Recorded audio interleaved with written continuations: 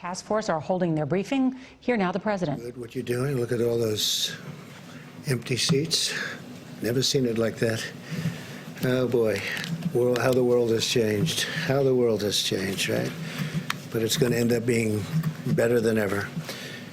I want to thank you very much for being here, and I'd like to update you on the steps we're taking on our ongoing fight to defeat the virus. This morning at 7:55, I spoke to the leaders of the G20, had a great meeting, and we have a lot of different ideas, a lot of good ideas. We're working together. The leaders gathered virtually around the world to discuss the whole subject of the problem that right now 151 nations have got. We had President Alberto Fernandez of Argentina, Prime Minister Scott Morrison of Australia, President Jair Bolsonaro of Brazil, Prime Minister Justin Trudeau of Canada, President Xi of China, President Emmanuel Macron of France, Chancellor Angela Merkel of Germany, Prime Minister Modi of India, President Widodo of Indonesia, Prime Minister Giuseppe Conte of Italy, Prime Minister Shinzo Abe of Japan. Congratulations to Japan on making a great decision on the Olympics. Going to make it next year, 2021. President Andres Manuel Lopez Obrador of Mexico. I want to thank the President of Mexico for having done such a great job with respect to the military. We have 27,000 Mexican soldiers on our southern border, and very few people are getting through, I can tell you that. We got to keep it that way. And we have a great relationship with Mexico now. President Putin of Russia, King Salman of Saudi Arabia, President Ramaphosa of South Africa, President Moon of, as you know, a country that we spend a lot of time in, South Korea. We're working very hard on that. Prime Minister Sanchez of Spain, President Erdogan of Turkey, Prime Minister Boris Johnson of the United Kingdom, President of the European Commission, Ursula von der Leyen, President of the European Council, Charles Michel, United Nations Secretary General Antonio Guterres, World Health Organization Director Tedros Adhanom, World Bank President David Malpass, and the International Monetary Fund Managing Director Kristalina Georgieva. So that's a big group, but it's a great group. It's and they were all there, every one of them, and we talked about the problem, and hopefully it won't be a problem for too much longer. The United States is working with our friends and partners around the world to stop the spread of the virus and coordinate our efforts. We discussed how vitally important it is for all of our nations to immediately share information and data, and we've been doing that to a large extent, but we'll do it even more so, and to inform our, I guess you could say, form each of us on the fight that we've got going one way or the other. It's a little bit different, but we're handling it a little bit in different ways. But there is great uniformity, I think. It was a terrific meeting, tremendous spirit among all of those countries. You had 20 countries plus the other people that I mentioned, and tremendous spirit to get this over with. After the meeting with the world leaders, I spoke with the governors of our 50 states and territories. Our team has been in constant communication with the governors, and we had a terrific meeting. Somebody in the fake news said that one of the governors said, "Oh, we need Tom Brady." I said, "Yeah." He meant that in a positive way. He said, "We need Tom Brady. We're going to do great." And he meant it very positively, but they took it differently. They think Tom Brady should be leading the effort. That's only fake news, and I like Tom Brady. Spoke to him the other day. He's a great guy. But I wish the news could be Could be real. I wish it could be honest. I wish it weren't corrupt. But so much of it is. It's so sad to see. Just so sad to see. We had a great meeting. I tell you what, I'm sure you have tapes of the meeting. I'm sure that you were able to get tapes very easily. See, at 50 governors plus. And if you had tapes, you'd see it was really, I mean, there's no contention. I would say virtually none. I would say maybe one person, there was a little tiny bit of a raising of a voice, a little wise guy, a little bit. But he's usually a big wise guy, not so much anymore. We saw to it that he wouldn't be so much anymore. But he is, we had I mean, I would rate, Mike was there, a lot of the folks in the back were there. And it was a great meeting. Took place at about 12 o'clock. So we went from the G20 to the governors.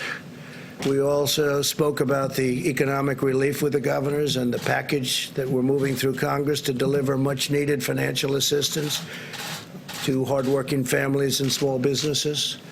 I want to thank Democrats and Republicans in the Senate for unanimously passing the largest financial relief package in American history, 96-0, and I have to say it's the largest by far. And I'm profoundly grateful that both parties came together to provide relief for American workers and families in this hour of need. The House of Representatives must now pass this bill, hopefully without delay.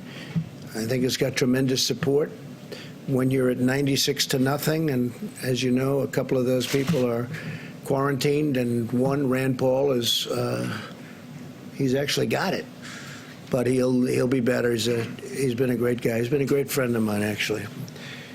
The massive $2.2 trillion relief package includes job retention loans for small businesses with loan forgiveness available for businesses that keep their workers on the payroll. It's pretty good. Loan forgiveness. Keep the workers on the payroll. It's pretty good. Direct cash payments will be available to American citizens earning less than $99,000 per year, $3,400 for the typical family of four.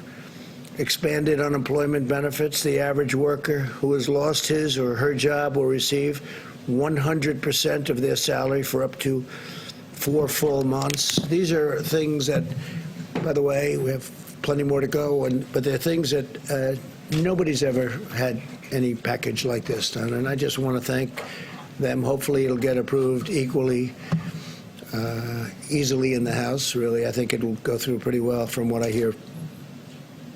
Virtually everybody. There could be one vote, one grandstander maybe. You might have one grandstander. And for that, we'll have to come back and take a little more time, but it'll pass. It'll just take a little longer. But let's see whether or not we have a grandstander. Critical support for the hardest hit industries with a ban on corporate stock buybacks and tough new safeguards to prevent executive compensation abuse. Over $100 billion for our amazing doctors, nurses, and hospitals. $45 billion for the Disaster Relief Fund, more than doubling the amount available. This is tremendous stuff. $27 billion for the coronavirus response, including $16 billion to build up the strategic national stockpile with critical supplies, including masks, respirators, and all sorts of pharmaceuticals. $3.5 billion to expand assistance to child care providers and child care benefits to healthcare workers, first responders, and others on the front lines of the crisis. And these are really brave, incredible people, I have to say. And some of them are getting sick, and some of them are getting very sick, and some of them don't even recover. They're incredible people. $1 billion for Defense Production Act procurement. We are, as you know, using the act, but we use it only when necessary. We use it as leverage. We generally don't have to use it to accomplish what we want to accomplish. As of today, FEMA has shipped over 9 million N95 masks, 20 million face masks, 3.1 million face shields, nearly 6,000 ventilators, 2.6 million gowns, 14.6 million gloves, and we're sending more every day, and we've got tremendous amounts of equipment coming in. A lot of great companies are making equipment right now. The ventilators, obviously, they take a little longer to make, but we have a lot of companies making them, and we're going to be in great shape. We took over an empty shelf. We took over a very depleted place in a lot of ways.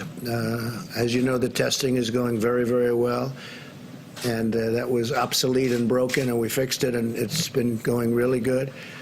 And I think, very importantly, the stockpile, we're really filling it up, and we fill it up rapidly, but we get it out. Sometimes we have it sent directly to the states instead. And again, the state has to be doing this kind of a thing also. We're sort of a, we look from behind a little bit, and we look at how are they doing, and if they need help, we do it, but it's their first responsibility. Sometimes they just can't get it, but we load it up and we send it out. But if we can, we have it sent directly to the state. We want it to go directly to the point where we want it. I can now announce something that I think is incredible, what they've done in the Navy, because the incredible naval hospital ship, the USNS Comfort, which is incredible, actually, when you see it inside, will be underway to New York City on Saturday. So it's going to be leaving on Saturday rather than 3 weeks from now. They did the maintenance quickly, and it was going to be there for quite a while longer, another 3 or 4 weeks, and it should be arriving. I told the governor 20 minutes ago, Governor Cuomo, that the ship will be arriving at New York Harbor on Monday. I think I'm going to go out and I'll kiss it goodbye. I'll go to, it's in Virginia, as you know, and I will go and we'll be waving together, because I suspect the media will be following. John, are you going to be following? Maybe. You never know, huh? Sir, it's a very important vessel. Great ship. It's a great vessel, is right. So if you want to go, I'll see you there, and if you don't, that's okay. After being fully loaded with medical supplies, it's loaded up to the top, and it's over at the Norfolk Naval Base. That's where it departs. It is expected then to, I mean, we're saving about 3 to 4 weeks by the incredible work done by the Navy. And I actually look forward to Saturday to see it go. The ship will arrive, and I believe it's going to get a little bit of a ceremony. There's something very beautiful about it. It's an incredible piece of work. Going to be landing at Pier 90 in Manhattan to provide hospital surge capacity for the New York metropolitan area. So it's a surge capacity. They may use it for this, or they may have other people coming in from hospitals unrelated to the virus, and then they'll use those hospitals on land. They'll use those hospitals for the virus, but we'll see how they do it. They could do it either way, one way or the other, whichever one is best. But it could be, because it's set up so well for a regular hospital, that they may take people out of hospitals and then use those rooms for the virus. The National Institute of Health and the private sector, working closely with the FDA, continue to collaborate to discover and test treatments and therapies that can effectively reduce the duration and symptoms of the virus and very much help people to recover. And I'm firmly committed to bringing these treatments to market very quickly. We have a lot of tests going on with regard to different medicines, and I hope we get lucky. I hope we hit. A lot of talented scientists and doctors are working on therapeutics, a cure, vaccines. I think we're doing very well. Tony may speak to that a little bit later, but I think we're doing very well with regard to the vaccines. I think we're doing well with regard to a lot of the things I just mentioned, but we'll have to see what happens. We're going to know fairly soon about a lot of them. But it's very advanced, and the vaccines are very advanced prior to, as you know, a fairly reasonably long test period of, in that case, over a year. Every American should be proud of the incredible spirit our country has brought to this effort. It's been incredible. Citizens from all walks of life have come together to turn the tide in this battle. We're witnessing the extraordinary power of American unity like a lot of people have never seen. Even getting a vote. You're talking about trillions of dollars, and you get a vote of 96 to nothing. We are waging war on this virus using every financial, scientific, medical, pharmaceutical, and military resource to halt its spread and protect our citizens. I want to express our tremendous thanks to the American people for continuing to practice social distancing like you people are practicing right here. I don't know, this room may never be the same. Maintaining good hygiene and follow government guidelines. Vice President Pence lifts up that card every time. And it's not very complicated, but hopefully you can do that. And your commitment will make all the difference in the world, and that's one of the big ones will be, for a while, stay home. Just relax, stay home. Making a lot of progress. As we continue to gather more information and accelerate the testing, where we're doing record numbers of tests now, far more than any other country has done. I told you yesterday, 8 days here, because you heard so much about South Korea. The media kept talking about South Korea, South Korea. We have a great relationship with President Moon in South Korea. But when I hear so much about South Korea, so in 8 days, we do more testing than they did in 8 weeks. And it's a very highly sophisticated test. We'll be able to deploy even more data-driven and targeted approaches to slow the ultimately, it's a very devastating thing, but we will vanquish this virus, and it's a lot of progress has been made. That's why earlier today I sent a letter to America's governors describing how we will be using the data to update existing guidance on social distancing, which will be developed in close coordination with our nation's public health officials and scientists. Because of the sacrifices of our great doctors and nurses and healthcare professionals, the brilliance of our scientists and researchers, and the goodness and generosity of our people, I know that we will achieve victory and quickly return to the path of exceptional health, safety, and prosperity for all of our citizens. We have to get back to work. Our people want to work. They want to go back. They have to go back.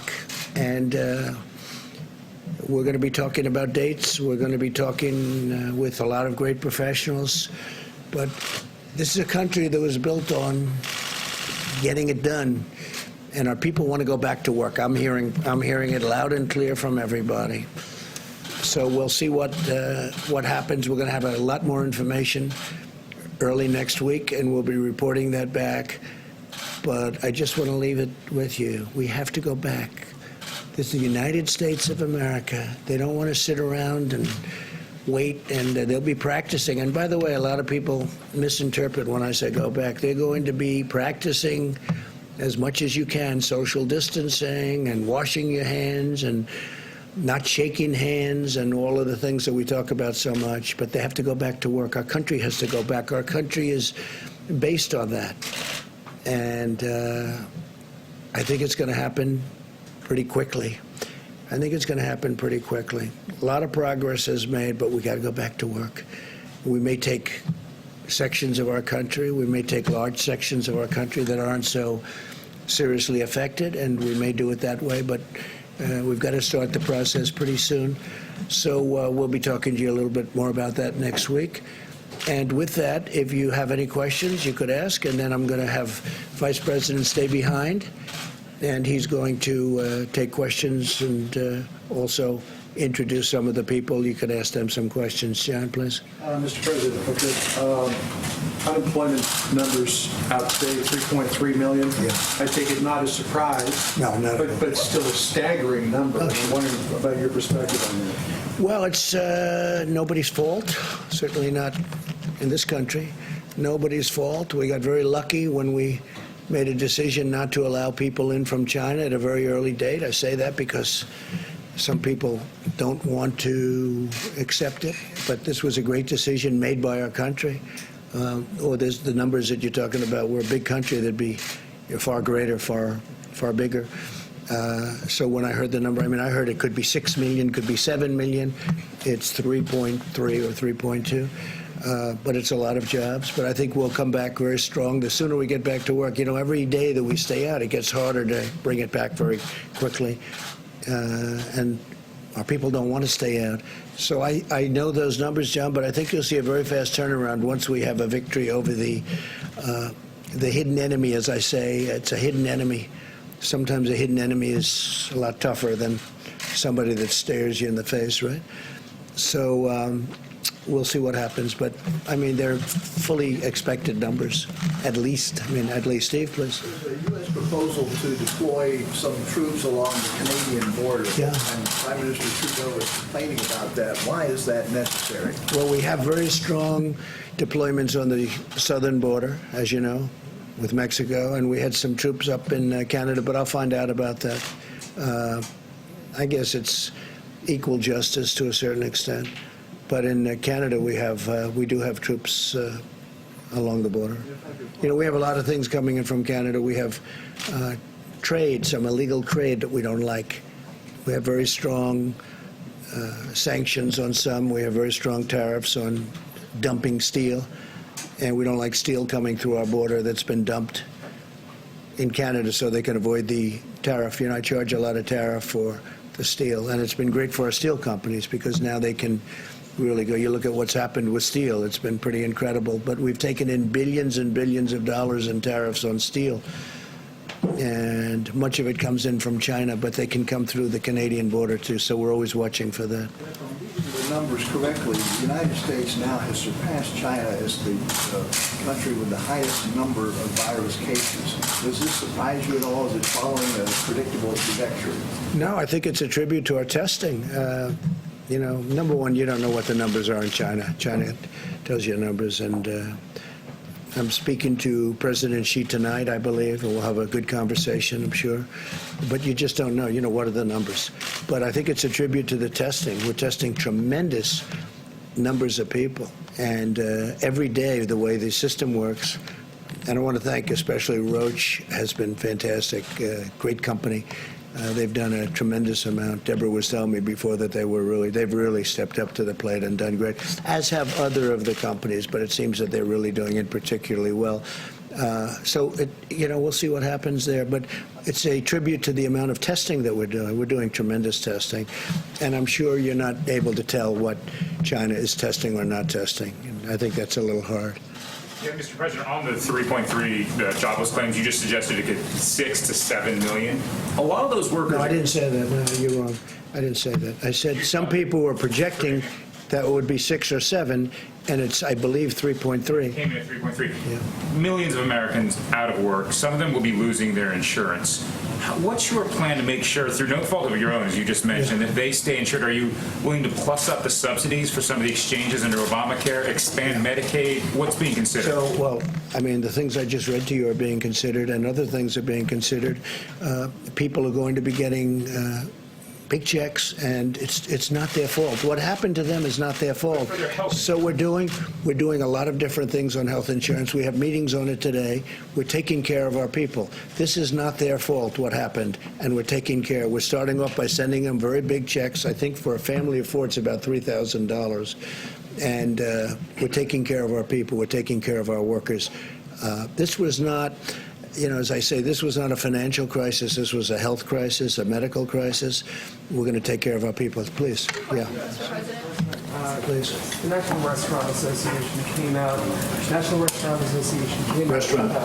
a survey this morning saying that 3% of all restaurants in this country have shuttered for good in the past 3 weeks. And the projection is that 11% more are going to close in the next 30 days. So what do you say to a restaurant owner who is looking at his sheets and thinks he has to close within the next 30 days? Well, I know the business very well. I understand the restaurant business. It's a very delicate business. It's a business that it's not easy. You know, I always say in a restaurant business, you can serve 30 great meals to a person or a family, and they love it. One bad meal, number 31, they never come back again. It's a very tough business, but they're great people that run restaurants. And I've heard 3% could be lost, and you could go as high as 10 or 11%. But they'll all come back in one form or another. It might be a different restaurant, but it's going to be a great business for a lot of people. And we're making it easy for people to look what we're doing in terms of loans, what we're doing in terms of salaries. They'll all come back. It may not be the same restaurant, may not be the same ownership, but they'll all be back. Yes, sir, please.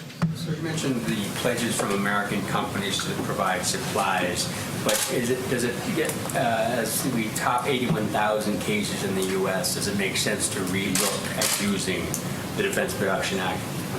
Well, I talked about the Defense Production Act a lot, and I've enacted it. I have it. I can do it with a pen.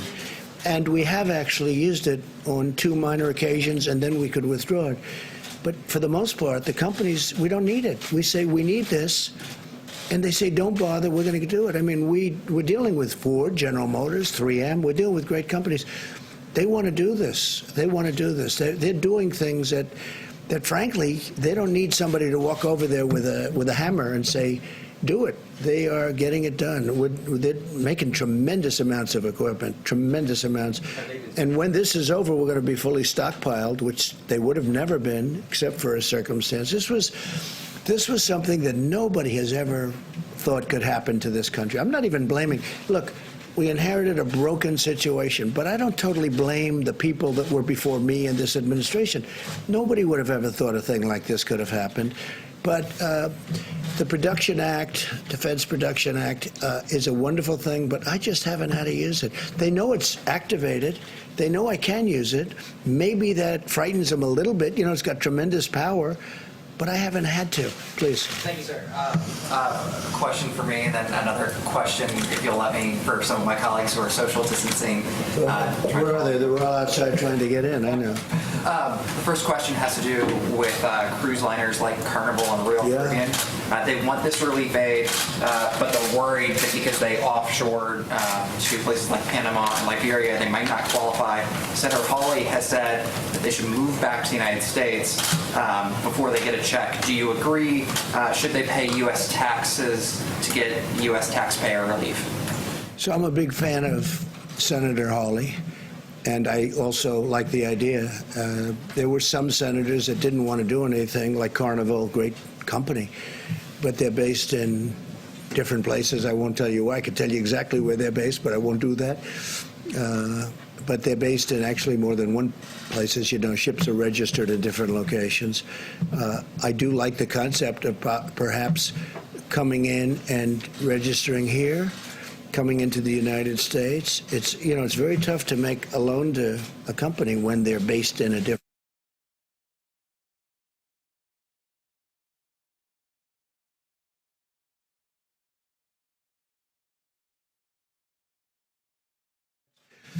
And the cruise line business is very important. And I know Carnival, what a great job they do, Mickey Harrison.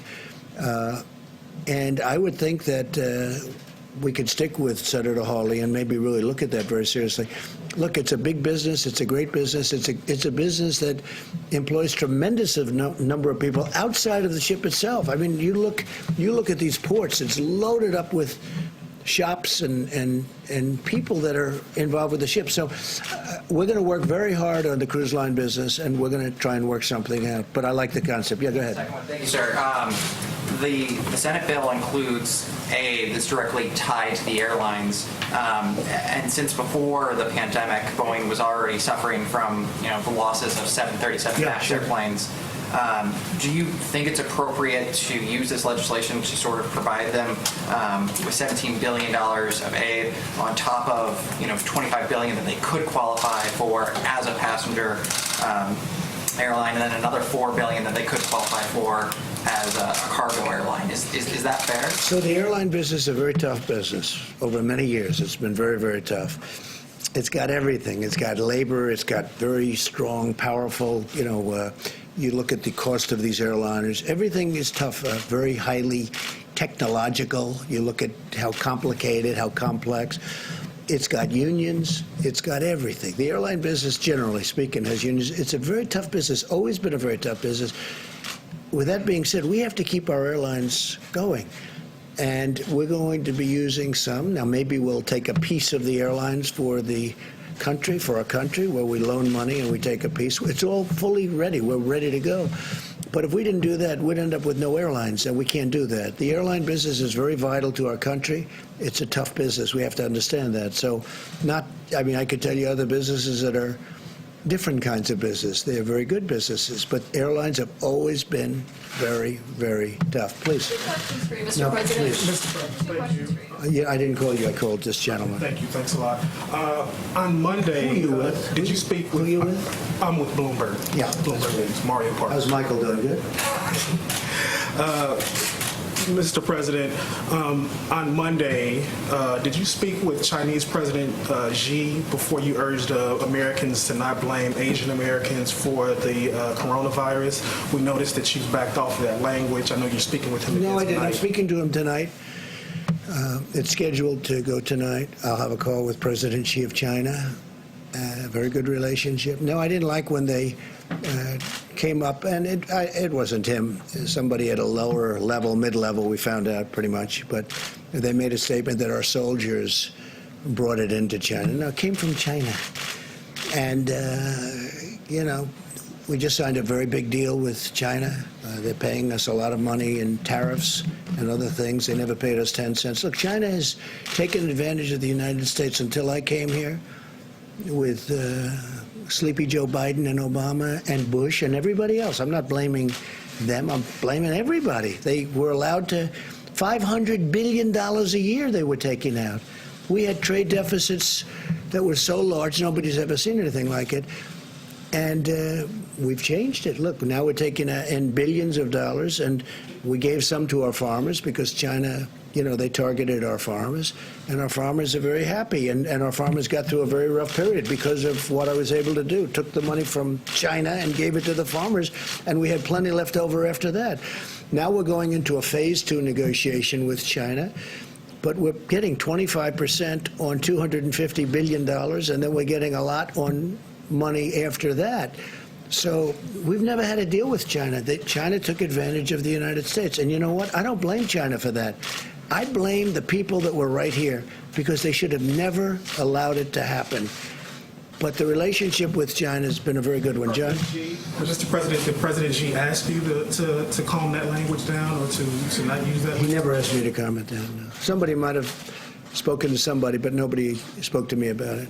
Mr. President, I think it was time, though, because, you know, I talk about the Chinese virus, and I mean it. That's where it came from. You know, if you look at Ebola, if you look at all Lyme, right, Lyme, Connecticut, you look at all these different horrible diseases, they seem to come with the name, with the location. And this was the Chinese virus. But I don't have to say it. If they feel so strongly about it, we'll see. But, you know, we have... we just made a great deal with China, great hopefully for both parties, but we made a deal with China, and we're going to do another one, it looks like. They want to do it very badly.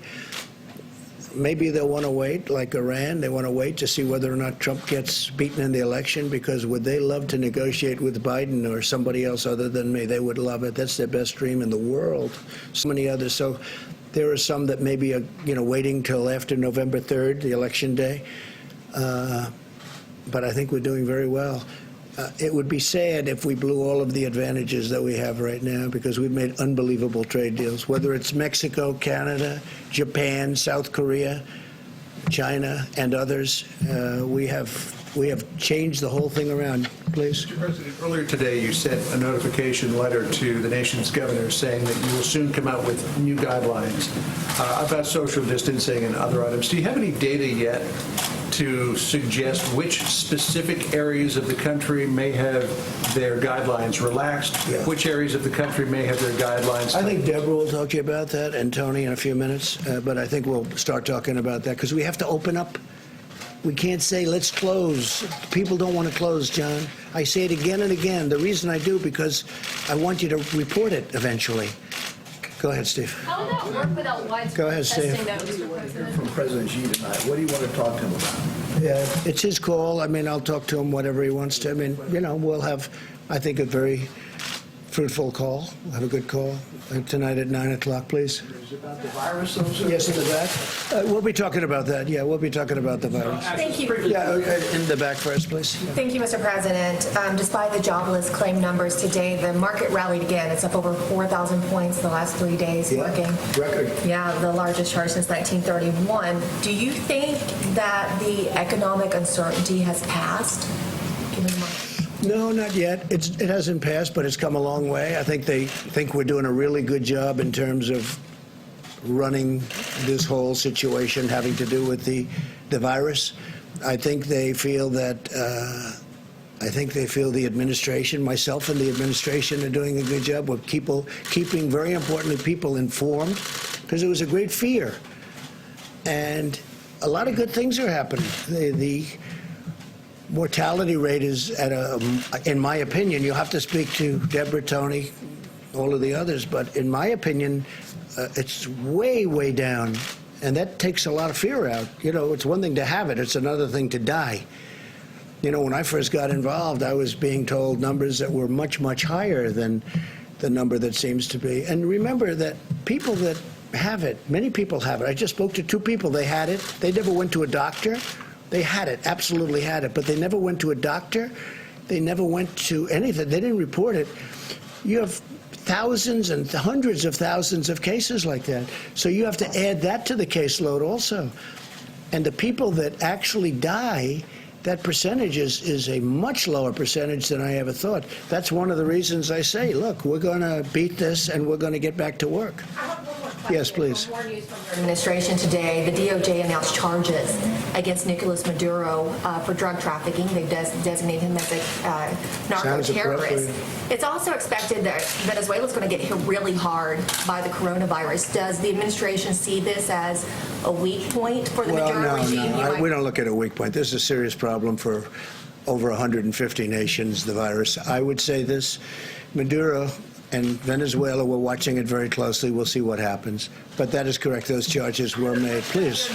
You said a moment ago that you used the Defense Production Act on 2 minor occasions. Yeah. What were those? We will give you that notification. We'll let you know. Okay? Can I follow up on John's question about the classifying for counties? A lot of these areas have not done testing yet. Is it safe to say that the current guidelines will be extended into next week?